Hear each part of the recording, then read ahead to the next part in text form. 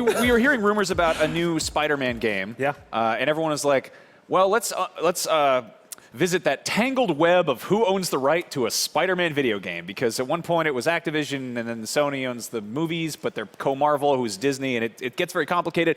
And we were all hearing, God, who were we hearing? It wasn't. We thought it was going to be like the guys who do. We thought it was going to be Sucker Punch. Yeah, and was the they kind of sucker punched us by, in fact, saying it was Insomniac. Yeah. So, I'm really, really, really, really excited about this. I mean, If anyone can make a good Spider-Man game, it's Insomniac. Yeah, yeah. I played through like Ratchet and Clank. The new one was really fun, but I played through it after a certain point, and I was kind of pretending it was a Guardians of the Galaxy game, and just being like, man, I wish I was playing as Rocket Raccoon right now. Yeah. And then crap. Also, like, I know that there's hype and there's E3 trailers and everything, but like, there's a lot of game there.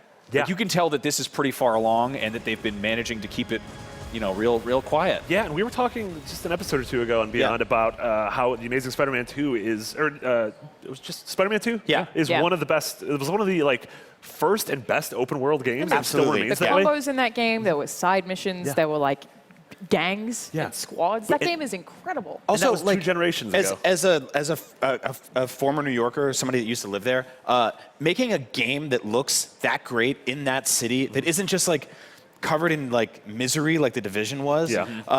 It's so much fun. Like I want to get to the top of every building in that game and jump off and swing around. Like it just traversal in those games classically has always been some of the most fun stuff in the world. Yeah. Also, I mean, I know it was an Xbox One exclusive, but Sunset Overdrive proved to me that Insomniac, like they know the idea of mobility and the idea of like a power curve, like as good as anyone in the industry. That's exactly what I was going to say. Is in that game, you almost feel like Spider-Man anyway. The way that you jump around in that game is so much fun. You never even need a vehicle.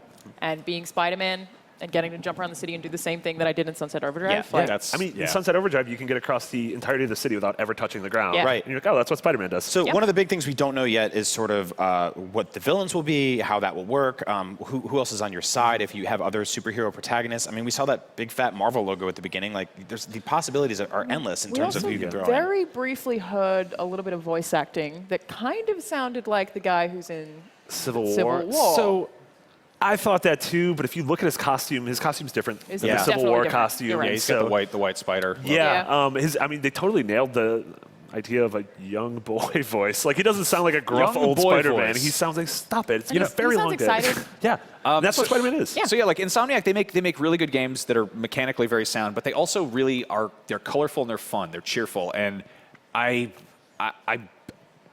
Rocksteady's Batman games, fantastic, but also very dark and very gritty. And like seeing a colorful, bright, like the opposite of that. Like if it's Insomniac's kind of just chipper tune with good old Spidey there swinging around, like I'm pretty down with that. You know? Yeah. Totally. So yeah, I really What a really great hope- surprise yeah. that was. Just Yeah.